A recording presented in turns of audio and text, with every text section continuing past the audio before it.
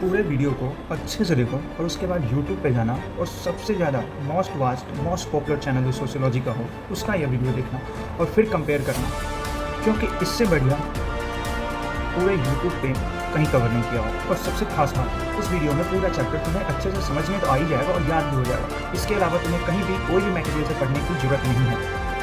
तुम्हारा इग्नो का मटेरियल हो या सोशियोलॉजी का कोई क्वेश्चन का नोट्स हो या फिर एसेंशियल्स ऑफ सोशियोलॉजी हो, मैंने सब पढ़ रखा है और इस वीडियो में सबसे कंटेंट लिया गया है। मैं सिर्फ किसी मेंस का कंटेंट नहीं दे रहा हूँ, मैं तुम्हें यहाँ पे सिर्फ इग्नो का कंटेंट नहीं दे रहा हूँ, मैं तुम्हें यहाँ मास्टर्स ऑफ सोशियोलॉजी का कंटेंट दे रहा हूँ जो कि मैंने कर रखा है।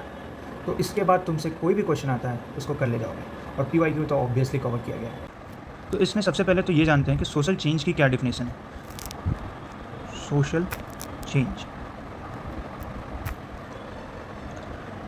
तो long term alteration in society, उसी को कहते हैं हम लोग सोशल चेंज। इसका जो एक डेफिनेशन है वो कुछ इस तरीके से है कि long term systematic alteration in society. Society में कुछ अल्टरेशन होगी, तो वो अल्टरेशन किस चीज़ में होगी? या तो वो कल्चर, बिहेवियर, नॉर्म्स, इन सब चीज़ों में कुछ ना कुछ अल्टरेशन होगा, तो उसी को हम लोग सोशल चेंज कहेंगे। तो अब ये जो सोशल चेंज है वो इंडिया से किस तरीके से लिंक्ड है? सोशल चेंज जो है इंडिया से किस तरीके से लिंक है? हमने बोला कि लॉन्ग टर्म सिस्टमैटिक अल्टरेशन, तो इंडिया में सबसे पहले कॉलोनियलिज्म था, कॉलोनियल पीरियड। फिर उसके बाद इंडिया में नेशनलिज्म आया, नेशनलिज्म आने के बाद कॉन्स्टिट्यूशन आया, फिर डेमोक्रेसी आई, डेवलपमेंट हुआ। कैसा डेवलपमेंट हुआ? Social justice. और हम कहते हैं कि फिर मॉडर्नाइजेशन हुआ। तो ये क्या definition long term systematic alteration जो था, लॉन्ग टर्म सिस्टमैटिक अल्टरेशन जो था इंडिया में, वो कुछ इस प्रकार से आया। तो इंडिया का सोशल चेंज कुछ इस प्रकार से लिंक्ड है। अच्छा, तो हमने सोशल चेंज देख लिया, हमने इंडिया में किस तरीके से वो लिंक्ड है वो देख लिया। अब हम बात कर रहे हैं विज़न ऑफ सोशल चेंज। तो जैसे हमने पर्सपेक्टिव्स वाले चैप्टर में देखा था, तो ये विज़न किसका होगा? हमारा विज़न तो होगा नहीं ना, हम अपने विजन को तो नहीं पढ़ रहे हैं ना, किसी न किसी के विजन को पढ़ रहे हैं। तो अब क्वेश्चन आ जाता है,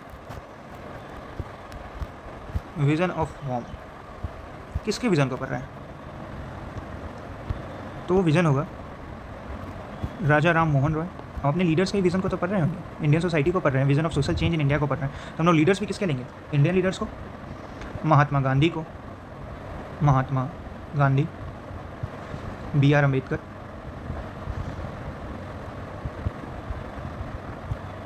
जवाहरलाल नेहरू, ETC। तो ये जो विज़न है, इस विज़न में इंक्लूड क्या होगा? मतलब हम क्या इस इंक्लूड करें, कैसा विज़न है? मतलब इन सभी लीडर्स का अपने विजन्स में इन्होंने क्या इंक्लूड किया? तो दे इंक्लूड्स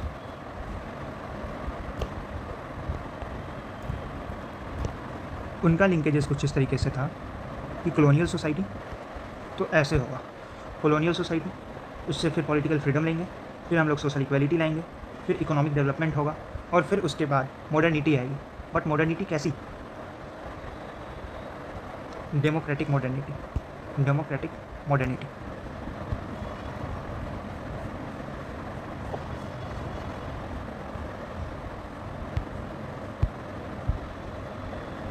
तो अब ध्यान से देखना, अब इस विज़न को लेने के लिए क्या उपाय है? ये जो हमारा विज़न है, इस विज़न में हम लोगों ने इस चीज़ को इंक्लूड किया, तो कैसे करें? तो सबसे पहले how they make social change. अब ठीक है, विज़न हमने देख लिया, लेकिन how they make social change, यानी कि मेथड क्या है? ठीक है, सोशल चेंज हम लोगों को करना है, कॉलोनियल सोसाइटी से पॉलिटिकल फ्रीडम से सोशल इक्वलिटी से इकोनॉमिक डेवलपमेंट, फिर मॉडर्निटी। कैसी मॉडर्निटी? तो डेमोक्रेटिक। लेकिन मेथड क्या है और हमारे व्यूज़ क्या है? व्यूज़ ही तो जानना है सबसे पहले, विज़न ऑफ सोशल चेंज। और फिर हम लोग देखेंगे कि फिर आज के सोसाइटी में चेंज हुआ क्या जो उन्होंने सोचा था। तो आज के सोसाइटी में क्या सिचुएशन है? तो अगर विज़न चेंज करने की है सोसाइटी को, और सोसाइटी हमारी कुछ इस तरीके से चेंज हुई भी, कॉलोनियलिज्म से नेशनलिज्म से कॉन्स्टिट्यूशन से डेमोक्रेसी से डेवलपमेंट से सोशल जस्टिस और मॉडर्नाइजेशन। तो हम लोगों ने विज़न देखा, हम लोगों ने बेसिकली हमारे लीडर्स ने, जैसे कि राजा राम मोहन रॉय, महात्मा गांधी, BR अम्बेडकर, जवाहरलाल नेहरू, और इन सब के विज़न में ये इंक्लूडेड था कि कॉलोनियल सोसाइटी से हम लोग पॉलिटिकल फ्रीडम की ओर जाएंगे, पॉलिटिकल फ्रीडम से हम लोग सोशल इक्वलिटी की तरफ, सोशल इक्वलिटी से इकोनॉमिक डेवलपमेंट की तरफ, इकोनॉमिक डेवलपमेंट से डेमोक्रेटिक मॉडर्निटी की। बट सवाल ये है कि हम ये करेंगे कैसे, how to make social change. तो अब ध्यान से देखना, जो तुम्हारा मेन टीज़र होने वाला है, अब तुम्हें समझ में आएगा कि चैप्टर कैसे जा रहा है। तो ऑब्वियस ही बात है कि हमें इस चेंज को लाने के लिए कुछ ना कुछ प्लानिंग करना होगा, और फिर और क्या, हम लोग कुछ लॉ बनाएंगे और लोगों को एडुकेट करेंगे। तो अगर तुम ध्यान से देखो तो क्या यही हमारा चैप्टर है, planning and mixed economy, law and constitution, education and social change. क्या यही हमारा चैप्टर नहीं है? अगर एसेंशियल्स ऑफ सोशियोलॉजी में देखो या यूपीएससी का सिलेबस देखो तो उसमें यही तो है। तो अब तुम्हें बैकग्राउंड क्लियर हुआ चैप्टर का, जो मैं तुम्हें देना चाह रहा था, बैकग्राउंड क्लियर हुआ कि इस सोशल चेंज को लाने का आखिर मेथड क्या है। सबसे पहले वो तो देखें कि हम कैसे कर सकते हैं। तो हम लोग कुछ प्लानिंग करेंगे, लॉ बनाएंगे, कॉन्स्टिट्यूशन बनाएंगे, लोगों को एडुकेट करेंगे, तो हमारा सोशल चेंज आएगा। समझ रहे हो बात को? ये बैकग्राउंड दिया है मैंने अभी कि ये विजन ऑफ सोशल चेंज जो है, इसका बैकग्राउंड दिया है मैंने। पहले तुम्हें सोशल चेंज बताया इंडिया में किस तरीके से हुआ, और ये विजन जिस बात कर रहे हैं किसका विजन है, तो ये इन लीडर्स की विजन है। तो क्या है इन लीडर्स की विजन, क्या है कि इस तरीके से हम लोग चेंज करेंगे, कर तो लेंगे, लेकिन क्या करें, क्या मेथड क्या है। तो ये रहा मेथड, और यही तो हमारा चैप्टर है जो हमें पढ़ना है। अंडरस्टैंड? तो ठीक है, बैकग्राउंड हमें समझ में आ चुका है। अब एक एक करके सबके व्यूज़ देखते हैं। अब हम देखते हैं कि सबका व्यूज़ क्या है। ओके, सबसे पहले राजा राम मोहन रॉय जी का क्या व्यू था सोशल चेंज को लेकर, किस तरीके का सोशल चेंज आना चाहिए सोसाइटी को। तो इन्होंने सबसे पहले बात की थी वुमेन इमेंसिफिकेशन, वुमेन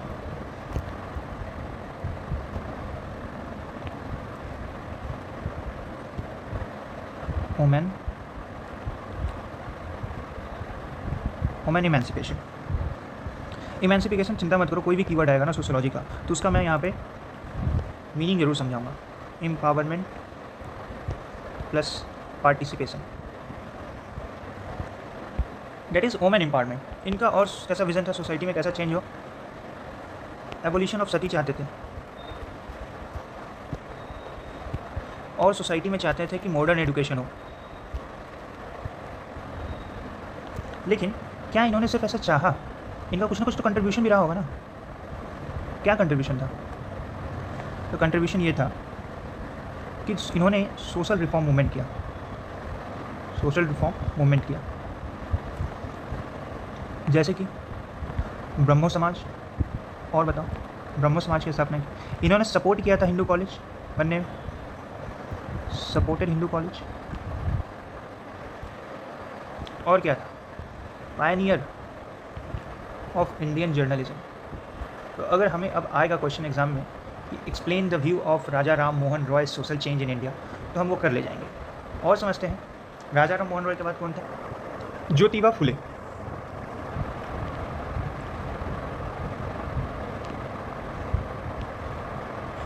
ज्योतिबा फुले क्या चाहती थी? Eradication of caste supremacy. देखो, सबसे पहला पॉइंट ज्योतिबा फुले चाहती थी, ये जो कास्ट सिस्टम है ना, ये जो कास्ट का सुपरमेसी है वो ख़त्म हो। ठीक से समझाऊँ तो यानी कि ये चाहती थी, ये जो कास्ट सिस्टम हायरार्की है, इसको चाहती कि ये सोसाइटी जो है रीस्ट्रक्चर हो, वो सोसाइटी को फिर से बनाना चाहती थी। रीस्ट्रक्चर्ड सोसाइटी किस तरीके से?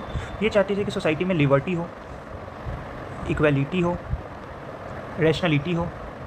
और क्या चाहती थी? किस तरीके का सोशल चेंज ज्योतिबा फुले का था? वो चाहती थी कि जेंडर इक्वलिटी हो सोसाइटी में, मेन वुमेन का इक्वल ट्रीटमेंट हो सोसाइटी में। ये जो पैट्रियार्कल ट्रेडिशन है उसको वो ख़त्म करना चाहती थी। और क्या चाहती थी? वो चाहती थी कि एडुकेशन हो, क्यों कि it plays as a role of equaliser. ये चाहती थी ज्योतिबा फुले। तो क्या सिर्फ चाहा, कुछ किया नहीं? कंट्रीब्यूशन क्या था सोशल चेंज में? अगर हमसे पूछेगा एक्सप्लेन द कंट्रीब्यूशन या discuss the contribution of Jyotiba Phule in social change, तो क्या हम बता पाएंगे? बिल्कुल बता पाएंगे। तो सत्य शोधक समाज की स्थापना, सत्य, और ये सारे ना PYQ रह चुके हैं, यूपीएससी में हो या बहुत सारे इग्नू के एग्जाम्स हो, उसमें पूछते explain the vision of social change of Jyotiba Phule, तो यही होगा। तो विजन फिर कंट्रीब्यूशन भी हम तो देंगे ना उसका, सत्य शोधक समाज की स्थापना की, और क्या थे? पाइनियर ऑफ वुमेन एजुकेशन, है ना, ये तो पता होगा ज्योतिबा फुले का। वुमेन एजुकेशन कैसे, बताओ किस तरीके से, क्या किया था? जो फर्स्ट गर्ल्स स्कूल था किसने ओपन करवाया था? ज्योतिबा फुले ने। कहाँ? पुणे में करवाया था। और ईयर बता दो, तो मज़ा आ जाए। 1848 में, ठीक है। और भी लोग थे जिनका ये पढ़ना ज़रूरी है, और भी लोगों का व्यू पढ़ना ज़रूरी है। अब पढ़ते हैं हम लोग महात्मा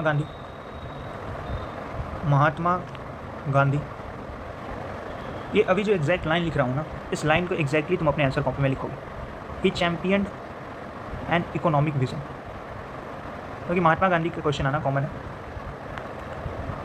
इनके अकॉर्डिंग था कि जो प्रोग्रेस हो सोसाइटी में, किस चीज़ का, डेवलपमेंट का, इज़ मेजर्ड बाई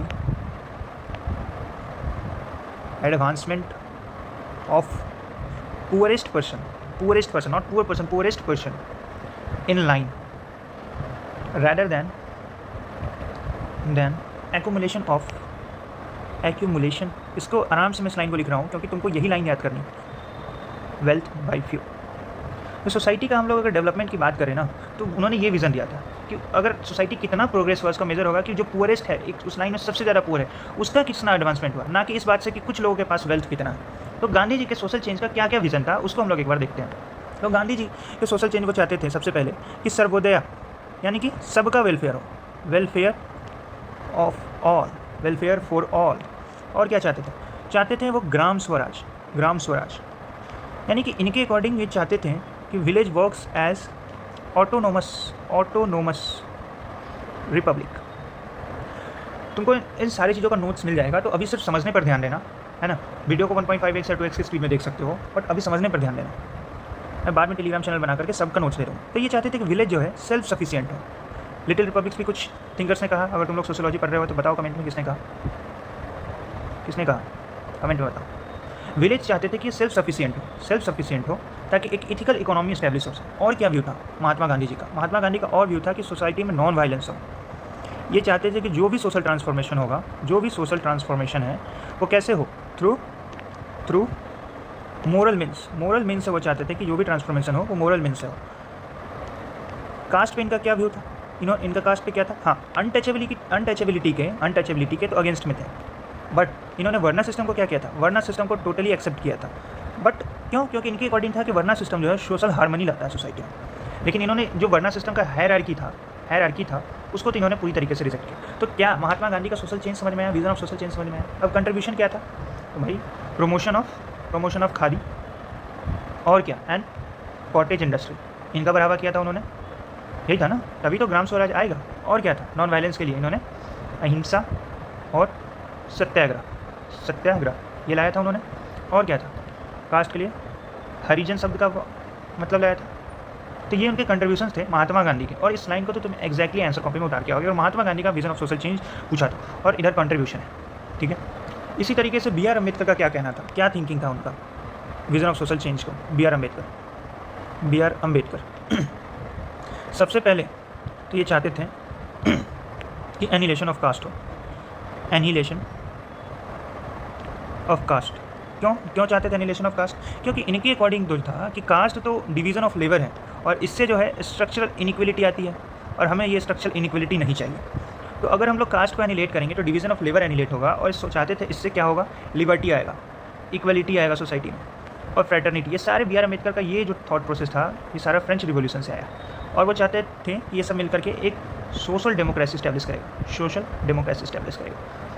और क्या था इनका विज़न कॉन्स्टिट्यूशनलिज्म था, जहाँ महात्मा गांधी सोचते थे कि लोगों के हार्ट एंड माइंड को विन करके उनको अपील करके उनमें मोरल वैल्यूज़ ला करके चेंज कर सकते हैं। अनटचेबिलिटी के अगेंस्ट हरिजन जैसे शब्द को ला करके हम लोग ठीक कर सकते हैं। तो वहीं पर ये चाहते थे कि कॉन्स्टिट्यूशन का हेल्प ले, फंडामेंटल राइट्स का हेल्प ले, रिजर्वेशन लाना चाहते थे सोसाइटी में, रिजर्वेशन हो सोसाइटी में।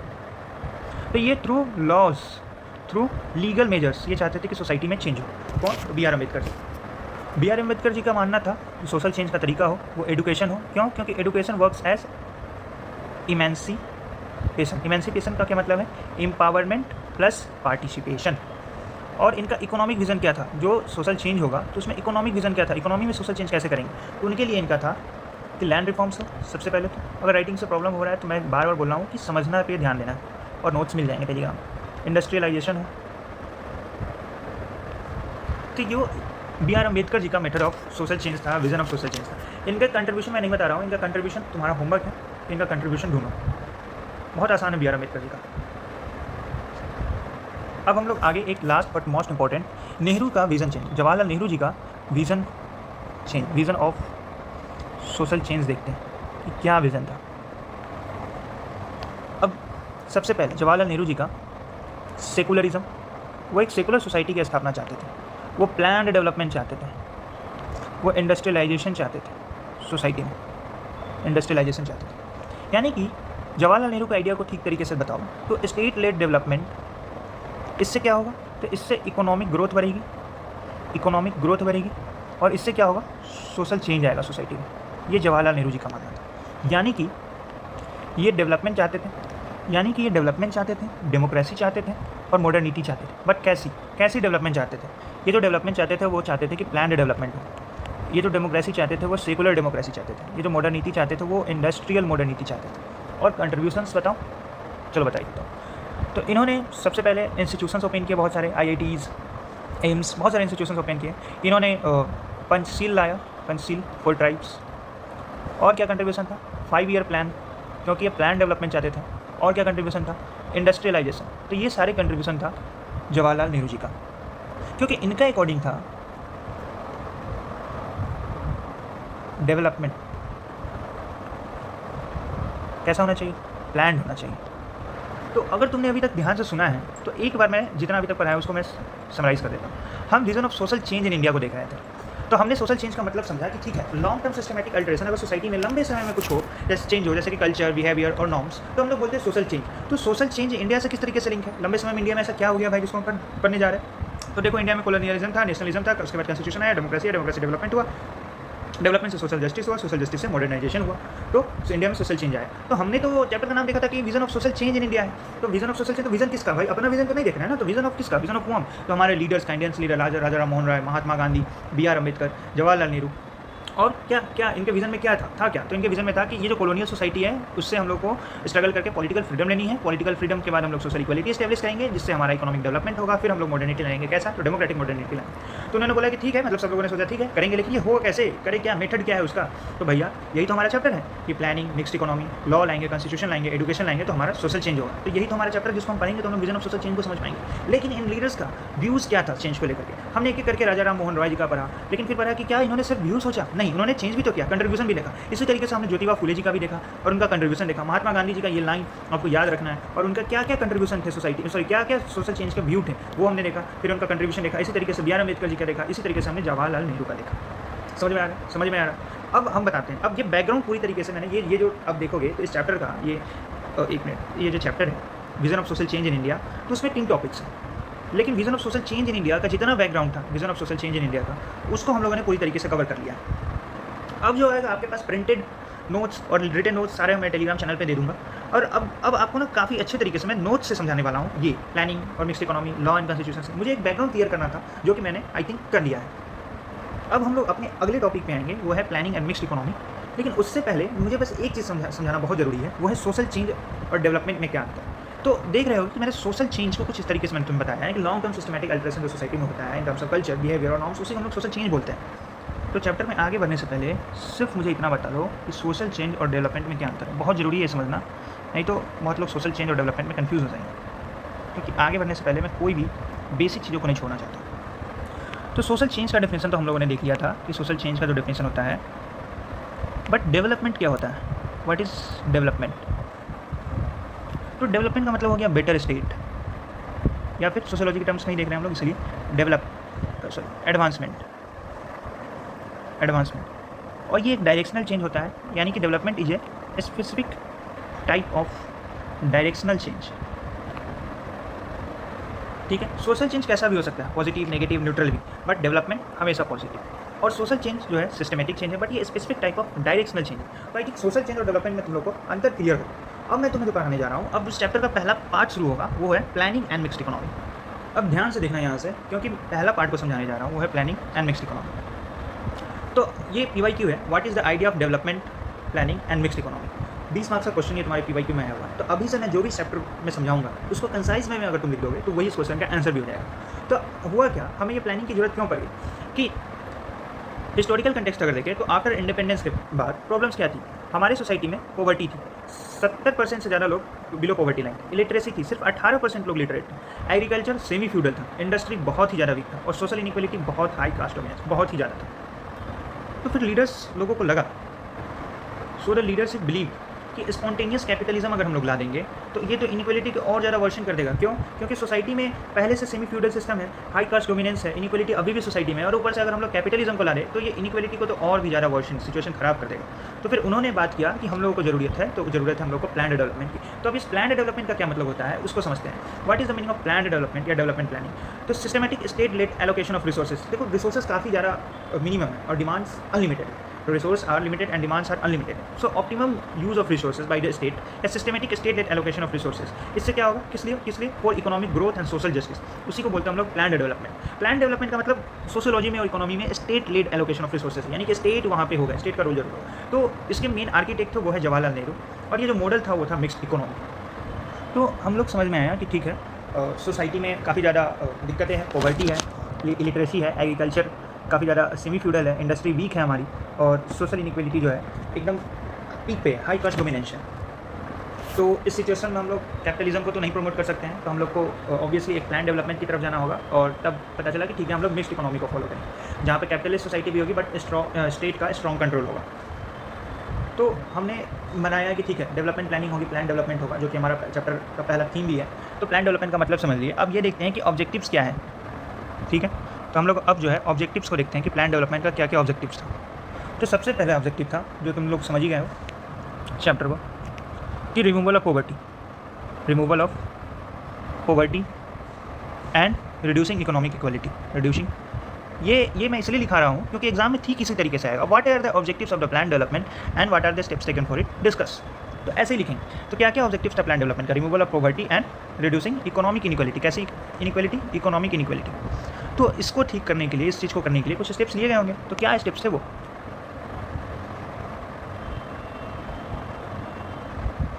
What were those steps? सबसे पहले अगर हम लोग को पॉवर्टी हटाना है और इकोनॉमिक इनइक्वालिटी को ख़त्म करना है, कम करना है, तो सबसे पहले नेशनलाइजेशन ऑफ बैंक किया हम लोगों ने, nationalisation and commercialisation of banks. और क्या स्टेप लिया था ये चीज़ें करने के लिए? प्रोग्रेसिव टैक्स लगाया थे हम लोगों ने, और पब्लिक डिस्ट्रीब्यूशन सिस्टम भी किया। और क्या ऑब्जेक्टिव थी हमारी प्लान डेवलपमेंट की? कि हम लोग बेसिक एजुकेशन देंगे तभी तो सोशल चेंज होगा। और बहुत सारे थिंकर्स और ऑलमोस्ट सभी थिंकर्स के व्यू थे कि बेसिक एजुकेशन तो होना ही चाहिए। तो इसके लिए क्या क्या स्टेप्स लिए गए? राइट टू एजुकेशन एक्ट आया, गवर्नमेंट स्कीम आते ही रहते हैं, गवर्नमेंट स्कीम्स, और इंस्टीट्यूशंस भी फॉर्म हुए। और क्या ऑब्जेक्टिव्स थी? एग्रीकल्चर जो है हम लोग चाहते थे कि self sufficiency and food security भी हम लोग चाहते थे, तो इसके लिए हम लोगों ने क्या क्या किया याद करो। क्या क्या स्टेप्स लिए थे हम लोग? लैंड रिफॉर्म्स हुआ था। लैंड रिफॉर्म से क्या क्या हुआ? एबोलिशन ऑफ ज़मींदारी हुआ था। और क्या हुआ था? लैंड सेलिंग्स हुआ था। देखो मैं कोई भी टर्म ऐसे ही नहीं ले लूँगा। लैंड सेलिंग्स, बहुत सारे लोग होंगे जो बिगनर्स होंगे तो ये सब चीज़ों का मतलब नहीं समझ पाते होंगे, तो मैं उनके लिए लिखूँगा मैक्सिमम होल्डिंग्स लिमिट लगाया गया है लैंड पे, कि लोग इतना लैंड मैक्सिमम होल्ड कर सकते हैं।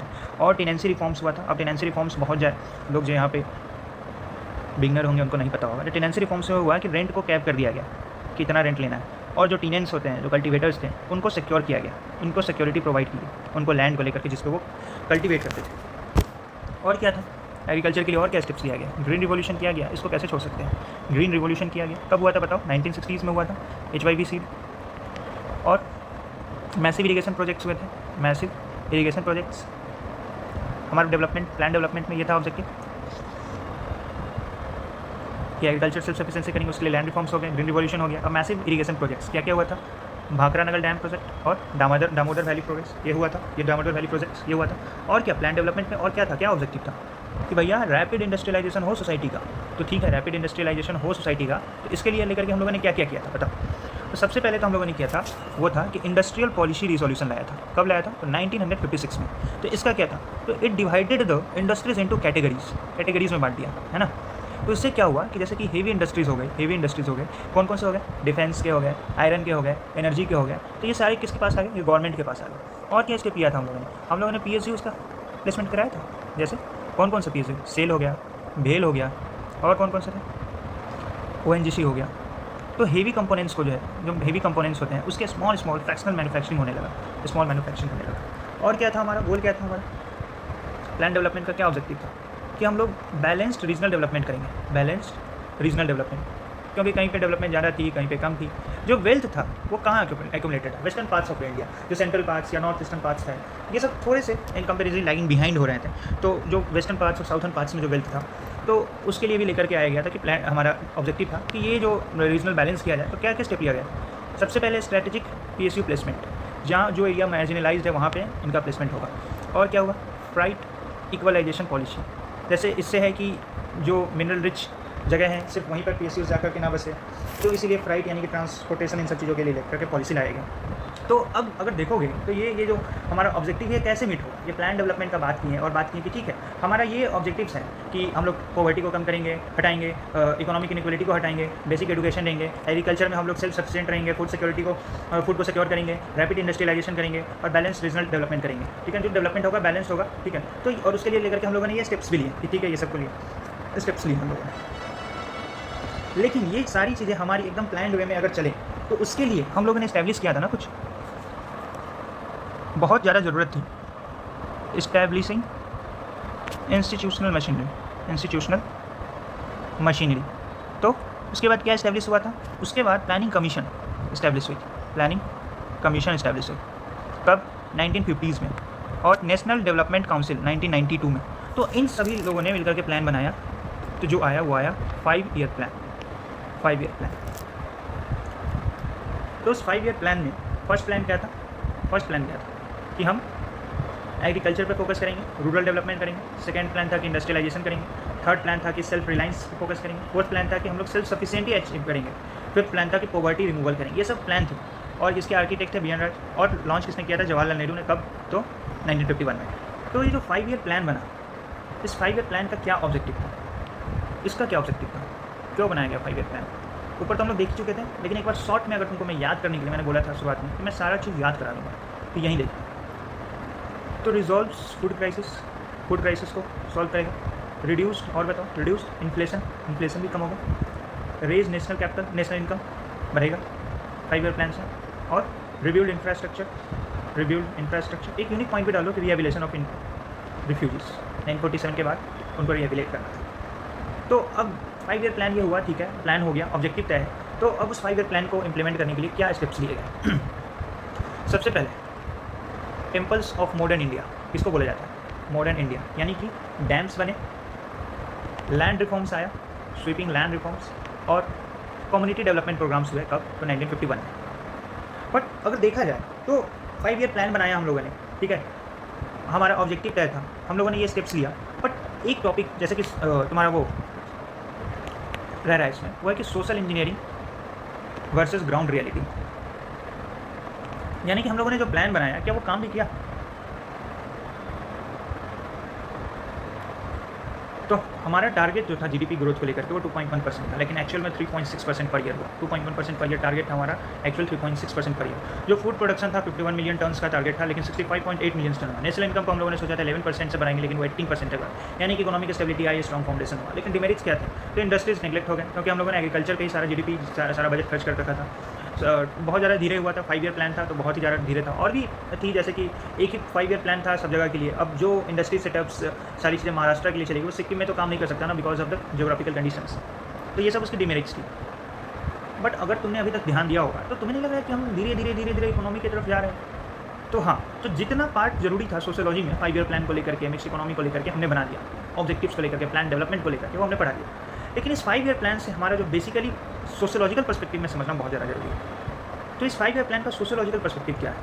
तो सोशियोलॉजिकल पर्सपेक्टिव ये है कि पहले स्ट्रक्चरल फंक्शनल पर्सपेक्टिव, यानी कि 5 ईयर प्लान से कास्ट सिस्टम ब्रेक होगा। कैसे? तो लोग जो है जॉब करेंगे, अर्बनाइजेशन होगा, तो सब लोग साथ में जॉब करेंगे, तो इससे क्या होगा, जो कास्ट सिस्टम का हिस्टोरिकल पर्सपेक्टिव है वो कहीं ना कहीं ब्रेक होने में मदद होगा।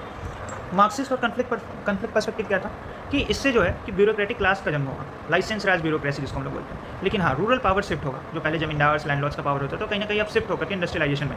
सोशियोलॉजिकल इंपैक्ट ऑन क्लास क्या होगा कि राइज ऑफ मिडिल क्लास होगा, rise of new middle class. Gender पे क्या होगा, तो अब वुमेन भी as an agent of development काम कर सकती है। साइंटिफिक थिंकिंग बढ़ेगी, अर्बनाइजेशन आएगा सोसाइटी में। तो अभी तक जो पूरी वीडियो में चला है, पहले हम लोगों ने उसको vision of social change in India का बैकग्राउंड को समझा, फिर हमने ये समझा कि इस चैप्टर में जो चीज़ आ रहा है उसके बैकग्राउंड को समझा कि कैसे पढ़ेंगे, और मैंने अभी सभी पे अभी पढ़ाया। अब इन सभी पे जो भी बैकग्राउंड एक स्टैटिक कंटेंट जो होता है वो मैंने तुम लोगों को डिलीवर कर दिया। प्लानिंग और मिक्स्ड इकोनॉमी को लेकर के जो भी स्टैटिक कंटेंट है मैंने डिलीवर किया, लॉ एंड कॉन्स्टिट्यूशन को लेकर के किया, एजुकेशन जो भी व्यूज़ थे उसको किया। बट अब जो है ये स्टैटिक कंटेंट ये एक बैकग्राउंड इस चैप्टर को समझाने के लिए था, ताकि कोई भी क्वेश्चन आए तो तुम अपने अकॉर्डिंग उसके आंसर पे मोड़ सको। बट अब थीम वाइज चलते हैं, पूछा गया है इससे, जो भी PYQ पूछा गया इससे, जो भी PYQ पूछा गया इससे, उसको अब हम अंडरस्टैंड करते हैं, ठीक है, और स्टडी करेंगे हर चीज़, एक एक term, planning, mixed economy, education, social change, constitution, इन सभी चीज़ों को हम लोग यहाँ पे बैकग्राउंड में समझ चुके हैं। अब जितने भी PYQs आए हैं इसको मैं आंसर करते हुए पढ़ाऊँगा, और बिलीव मी सारे नोट्स मैंने पढ़ रखे हैं, इग्नू के बुक्स हो, एसेंशियल्स ऑफ सोशियोलॉजी हो, I am MA in sociology, तो तुम्हें कोई भी स्टडी मटेरियल इवन PYQ भी देखने की जरूरत नहीं है, मैं सब पढ़ा रहा हूँ यहाँ। तो अब थीम वाइज चलेंगे। जो पहला थीम है idea of development, planning and mixed economy को देखेंगे। तो इस चीज़ को हम लोगों ने कवर कर लिया कि distinguish between social change and social development. अब इस चीज़ को कहीं ना कहीं हम लोग कवर करेंगे, critically examine relevance of development planning in India. तो देखो अभी भी इंडिया में 5 ईयर प्लान को हटा करके 5 ईयर प्लान को हटा करके नीति आयोग को एस्टैब्लिश किया गया। तो इसका मतलब है कि अभी भी प्लानिंग की तो जरूरत है, 5 ईयर प्लान को हटा करके नीति आयोग को लाएगा। तो ये जो प्लानिंग में जरूरत क्यों है, आखिर हम लोगों ने ऑब्जेक्टिव्स दिखाई था, उसी को हम लोग आंसर में लिखेंगे। तो हम लोगों ने देखा कि रिसोर्स जो है काफ़ी ज़्यादा लिमिटेड है, बट वंस अनलिमिटेड है। तो प्राइवेट कंपनीज अगर इन्वेस्ट करेंगे तो वो लोग से प्रॉफिट मोटिव पर जाएगी, तो therefore we need the help of state, ठीक है, ताकि डेवलपमेंट जो एक सिर्फ नॉन प्रॉफिटेबल में ना जाए, नॉन प्रॉफिटेबल रिसोर्सेज में इन्वेस्ट कर सके, बट एसेंशियल सेक्टर्स हो जैसे rural health care, primary education and subsidised food networks, इन सब चीज़ों में भी हम लोग इन्वेस्ट कर सकते। और क्या है, execution of mega infrastructure and connectivity, कि अब इंफ्रास्ट्रक्चर क्या होता है कि बहुत लंबे समय में बनता है और बहुत ज़्यादा रिस्की भी होता है। तो प्राइवेट कंपनीज होता है उसमें अपना कैपिटल नहीं करना चाहते, उसमें इन्वेस्ट नहीं करना चाहते। तो therefore state level development, therefore we need planning, जैसे कि PM गति शक्ति, नेशनल मास्टर प्लान। तो इससे क्या हुआ, हम लोगों ने इंडस्ट्रियल कॉरिडोर्स बनाए, फ्राइट नेटवर्क्स बनाए, नेशनल हाईवेज बनाए। तो इस चीज़ के लिए जरूरी है। और क्या है, जो रीजनल इम्बैलेंस है और जो इनक्वालिटीज है उसको भी हम लोगों को सॉल्व करना है। तो अगर प्राइवेट कंपनीज है तो वो तो इन सब चीज़ों में काम नहीं करेगी, इसलिए हम लोग को एक टारगेटेड ड्राइवन प्लानिंग फ्रेमवर्क चाहिए, जैसे कि एशियन डिस्ट्रिक्ट प्लान हुआ था। और हम लोग को अगर ग्रीन एनर्जी ट्रांजिशन है तो अगर प्राइवेट प्लेयर्स है तो वो क्यों सोचेगी, तो सिर्फ प्रॉफिट मोटिव पर सोचेगी ना, वो क्यों सोचेगी कि भाई हम ग्रीन एनर्जी की तरफ से। तो इसी के लिए हम लोग जैसे जो हमारा गोल है नेट जीरो इमिशन 2070 उसको मीटअप करने के लिए हमें जरूरत है स्टेट लेड डेवलपमेंट की, या यू कह दो डेवलपमेंट प्लानिंग। मैंने बताया development planning, state lead development को बोलते हैं सोशियोलॉजी इन इकोनॉमी। लेकिन अब ये भी है कि हम लोग को बोला गया था यहाँ पे कि क्रिटिकली एग्जाम की रिलेवेंस क्या है, ठीक है, क्यों जरूरी है। तो क्रिटिकली एग्जाम को हम लोग फील्ड्स भी देखेंगे ना, तो वन साइज फिट्स ऑल। मैंने बताया था कि जो चीज़ें तुम महाराष्ट्र में इंडस्ट्रियल पॉलिसी में ला रहे हो वो जरूरी नहीं है कि तुम्हारे नागालैंड में, सिक्किम में माउंटेनियस एरिया है वहाँ पर जाकर फिट। तो हमने एकदम वन साइज फिट कर दिया था। रेट टैक्सेशन लाइसेंस राज बहुत ज़्यादा बढ़ गया, यानी कि अगर प्राइवेट, इससे क्या हो रहा था ना कि जो मतलब कि एंटरप्रेन्योरशिप था वो किल हो रहा था, क्योंकि लोगों को जो परमिशन लेने में, प्राइवेट बिजनेस को परमिशन लेने में बहुत ज़्यादा समय लग गया। तो इसी की वजह से जो है एक डीप सिस्टमेटिक करप्शन है, लेकिन इससे इंडिया का इकोनॉमिक ग्रोथ काफी ज़्यादा स्लो हो गया। तो प्लानिंग का ये भी खामियां, इंप्लीमेंटेशन क्या, यानी कि जो भी चीज़ें थी वो पेपर पर रह जा रही थी, ग्राउंड पे तो कहीं इंप्लीमेंट हो ही नहीं रहा था। नीति आयोग एक टूटलेस टाइगर था, यानी कि टूटलेस टाइगर, नीति आयोग टूटलेस टाइगर का क्या मतलब है कि नीति आयोग सिर्फ एक थिंक टैंक था, एक एडवाइजरी टैंक था, यानी कि कुछ डिसीजंस नहीं ले सकता, इट कैन ओनली एडवाइस, है ना। तो ये चीज़ें थी उसकी। तो ये हमारा PYQ था, critical examine relevance of development planning in India. और जो हमारा थीम है उस थीम को हम लोग कवर कर रहे हैं वो ये है idea of development planning in economy. तो सही PYQ को भी हम लोगों ने कवर कर लिया। ये भी PYQ है हमारा, analyse the idea of development planning in India, इसको भी समझते हैं। गाइस इस क्वेश्चन का आंसर करने का ना बहुत सारे क्वेश्चन आंसर जो बहुत सारे मैंने बताया था। तो मुझे तो समझ गया कि अगर इस क्वेश्चन का आंसर करना है तो दो तरीका है। एक तो आप फेज वाइज जा सकते हो, जैसे कि फेज़ 1 में कि जो the command and control era था, 1951 से लेकर के 1991 तक, उसको समझा सकते हो। या फेज़ 2 जो द ट्रांजिशन एरा है, और फेज़ 3 मॉडर्निटी, थिंक टैंक, इन सब एरियाज़ को तुम एक्सप्लेन कर सकते हो। जैसे कि फेज़ 1 इसको एक्सप्लेन कर दो, ये डायरेक्टली कोचिंग इंस्टीट्यूट के आंसर से उठाएगा चीज़ें। और सोशियोलॉजी ऑप्शनल का ही कोचिंग था, तुम्हें घबराने की जरूरत नहीं, कंटेंट के सारे सोर्सेज एकदम सही है। तो मॉडर्निटी थिंक टैंक फेज़ 3 हो गया, फेज़ 2 ट्रांजिशन एरा हो गया, और फेज़ 3 मॉडर्निटी थिंक टैंक। और मुझे तो समझ में आया कि इस क्वेश्चन का आंसर तुम्हें नहीं लगता है कि हम लोग इस तरीके से भी कर सकते हैं कि अगर हम लोग एनालाइज का बात किया तो ठीक है, ये भी फेज दिखा सकते हैं और ये भी दिखा सकते हैं। अगर तुमको नहीं आता फेज वाइज, तो ऑब्जेक्टिव्स क्यों क्रूशियल था, वाई क्रूशियल लिखो, इशूज लिखो, एनालाइज का मतलब यही होता है। और वे फॉरवर्ड लिखना बोला, वे फॉरवर्ड लिखना बोला। तो इस तरीके से भी हम लोग एनालाइज कर सकते हैं। और ऑब्जेक्टिव्स हो, क्यों क्रूशियल है, रिलेवेंस और इशूज जो है, और वे फॉरवर्ड, ये सारी चीज़ें मैंने लेक्चर में पढ़ाई रखी। मैंने मिक्स इकोनॉमी क्या होता है ये तुम लोग को समझा दिया था, हालांकि इस चैप्टर का नाम है मिक्स इकोनॉमी पे। अगर तुम्हें एक्जैक्ट लाइन में एक नोट्स चाहिए तो ये रहा notes, mix economy is an economic system जिसमें कैपिटलिज्म और गवर्नमेंट दोनों कंट्रोल होता है। मैं तुम्हें एग्जांपल से समझाता हूँ। तो जैसे कोई फूड कोर्ट देखो, है ना, अगर तुम किसी मॉल में जाते हो तो वहाँ पे क्या होता है, सारे लोगों को इस मॉल के अंदर में एक प्राइवेट फूड स्टॉल्स सेटअप किए रहते हैं। लेकिन जैसे कि सब लोग अपना बर्गर, पिज्जा ये सब बेच सकते हैं, लेकिन गवर्नमेंट की जिम्मेदारी होती है कि वहाँ का मॉल का मैनेजमेंट करना, है ना, जो फूडिंग एरियाज़ है उनके सिक्योरिटीज़ और क्लीनिंग पर्पज, ये सारी चीज़। तो जिस तरीके से डिवाइडेड है प्राइवेट और फ्री मार्केट और गवर्नमेंट कंट्रोल। जैसे प्राइवेट इंडिया में क्या मिक्स इकोनॉमी है, तो प्राइवेट स्कूल्स भी है, गवर्नमेंट स्कूल्स भी है, प्राइवेट हॉस्पिटल्स भी है, गवर्नमेंट हॉस्पिटल्स। एयरप्लेन्स का क्या सीन है, प्राइवेट एयरप्लेन्स है, प्राइवेट कंपनीज है एयरप्लेन्स को, जो एक कंट्री से दूसरे कंट्री में जाना है। लेकिन फिर एयरपोर्ट्स है, उन सब चीज़ों का इंफ्रास्ट्रक्चर है, सबको मैनेज कौन करता है, गवर्नमेंट करती है। क्योंकि अगर प्राइवेट प्लेयर्स का है तो उसे प्रॉफिट मोटिव से देखेंगे। तो that is why India following mix economy. और ये मिक्स इकोनॉमी का मतलब होता है कि कैपिटलिज्म और गवर्नमेंट कंट्रोल दोनों होता है, ठीक है। तो मैंने जैसे कि बोला था, मैंने सबसे पहले बैकग्राउंड दिया था vision of social change in India का, और फिर मैंने इसका भी बैकग्राउंड सारा क्लियर कर दिया था। पूरा प्लानिंग डेवलपमेंट प्लानिंग क्या होता है, ऑब्जेक्टिव्स क्या है, इशूज क्या है, वे फॉरवर्ड क्या है, चैलेंजेस क्या है, 5 ईयर प्लान क्या है, सारा बता दिया था। मिक्स इकोनॉमी भी समझा दिया और PYQ भी करा दिया। और अब हम लोग अपनी थीम 2 की तरफ बढ़ते हैं। तो अब हमारा अगला सब टॉपिक है वो है लॉ एंड सोशल चेंज। तो हम लोग लॉ और सोशल चेंज के बीच का सोशियोलॉजिकल पर्सपेक्टिव समझते हैं कि क्या है। एक्चुअली में लॉ जो है कभी कभी as a product of social change काम करता है और कभी कभी law as an instrument of social change काम करता है। अब इस चीज़ को मैं समझाता हूँ। What I actually want to say that from a sociological perspective, the relationship between law and social change, the relationship between law and social change is a continuation. Law can either as a pioneer that drives society forward, ठीक है, कभी कभी ये हो सकता है कि law से सोशल चेंज आए और कभी ये भी हो सकता है कि सोशल चेंज के कारण लॉ आए। मैं एग्जांपल्स देकर समझाऊंगा तो तुम्हें और अच्छे से समझ में आएगा। जैसे कि अगर कोई न्यू टेक्नोलॉजी आ गया, न्यू टेक्नोलॉजी, तो अब न्यू टेक्नोलॉजी आने की वजह से गवर्नमेंट को जो है रूल्स बनाने होंगे। साइबर क्राइम रूल्स हो गया, साइबर क्राइम रूल्स हो गया, है ना, प्राइवेसी रूल्स हो गया, साइबर बुलिंग रूल्स हो गया, है ना, और प्रॉपर मतलब सोशल मीडिया रूल्स हो गया, है ना, गाइडलाइंस बनाने होंगे, हैकिंग से बचाने के लिए स्किल्ड वर्कर्स को हायर करने होंगे। तो यानी कि ये जो सोसाइटी में चेंज आया, क्या चेंज आया कि नया टेक्नोलॉजी आया, उसकी वजह से लॉ बना ना, यानी कि law is a product of social change. और क्या हो सकता है, और भी एग्जांपल्स देता हूँ। लोगों का पहले पर्सपेक्टिव मैरिज के लिए अलग था और अब पर्सपेक्टिव अलग है। तो जैसे कि लोगों का changing public attitudes towards marriage and equality, तो इसी सब के कारण LGBTQ जो लोगों का पर्सपेक्टिव चेंज हो रहा है, तो सेम सेक्स मैरिज, इन सब के लेजिटिमाइजेशन का बात आता है। यानी कि जब सोसाइटी में चेंज हुआ, लोगों का एटीट्यूड चेंज हुआ, लोगों का पर्सपेक्टिव चेंज हुआ, तब जाकर के लॉ बना। और एग्जांपल्स देता हूँ, जैसे कि सोशल मूवमेंट्स, हुए, civil rights protest, labour movements. तो इस सब के कारण जो लॉ मेकर्स है उनको एक force law makers to pass new acts and protecting minorities and workers, labour code और मिनिमम वेज, ये सब कंडीशंस हैं। तो इन सब चीज़ों में हमने क्या देखा कि सोशल चेंज के कारण लॉ बना। और ये भी हो सकता है कि law as an instrument of social change. वो कैसे? अब जैसे हो गया एबोलिशिंग ट्रेडिशंस। अब यहाँ लॉ के कारण सोशल चेंज आएगा। जैसे कि अनटचेबिलिटी को बैन करने के लिए लॉ बनाया गया, जिसके कारण अब जो है अनटचेबिलिटी बैन है, चाइल्ड मैरिज बैन है। तो एबोलिशिंग ट्रेडिशंस, तो कभी कभी लॉ बना करके भी ट्रेडिशन को सोशल चेंज लाया जा सकता है। और क्या एग्जांपल्स पब्लिक हेल्थ को लेकर के लॉ बनाया गया, जैसे अभी तुम लोगों ने सुना होगा मेंस्ट्रुअल हेल्थ को फंडामेंटल राइट्स बनाया गया, उसकी डिमांड चल रही थी बहुत दिनों से। तो जैसे कि पब्लिक स्मोकिंग बैन किया गया, तो लॉ की वजह से जो है यहाँ पे सोशल चेंज आया। और एग्जांपल्स देता हूँ मैं तुम्हें। अब लॉ बनाया गया एजुकेशन एंड इक्वलिटी में, तो laws requiring equal school access for all genders and races, this alter the new social fabric, नया फ्यूचर जनरेशन है ना, न्यू सोशल फैब्रिक। तो यानी कि ऐसा भी हो सकता है कि लॉ की वजह से सोशल चेंज है, ऐसा भी हो सकता है कि सोशल चेंज की वजह से लॉ। यही रिलेशन मेनली हमें इस सब टॉपिक में समझना था। 3 हमारे सब टॉपिक थे। पहला हम लोगों ने कवर कर लिया प्लानिंग एंड मिक्स्ड इकोनॉमी, दूसरा हमारा लॉ एंड सोशल चेंज, इसको भी कवर कर लिया है ना। वो भी सोशलिस्ट पॉइंट ऑफ व्यू से समझे। Socialist point out that simply passing a law does not instantly change society, है ना। तो for a laws to successful change behaviour it needs a society legitimacy, society legitimacy चाहिए हमें। If a law goes completely against deeply rooted cultural beliefs, people often resist or ignore it, leading to a gap between law on the books, जो मैंने बताया था, law on the books and law in action, यानी कि social engineering versus ground reality, जो मैंने बताया। ठीक है, तो हमारा ये सेकंड टॉपिक भी खत्म है। अब हम अपने थर्ड टॉपिक की तरफ मूव करते हैं, एजुकेशन और सोशल चेंज। इसमें जो मैं तुमको बता दूँ, अगर salient features of new education policy क्या हो सकता है। तो salient features of new education policy, जिन्होंने 5+3+4 स्ट्रक्चर लाया, है ना, कि जो टीचिंग होनी चाहिए मदर टंग में होना चाहिए। फाउंडेशन लिटरेसी और न्यूमेरिक ऐसी करें, लाइक क्लास 3 के जैसे नीचे के जो बच्चे हैं क्लास 3 तक, उनको रीडिंग बेसिकली आना चाहिए, बेसिक रीडिंग और मैथ स्किल्स। वोकेशनल इंटीग्रेशन का बात का,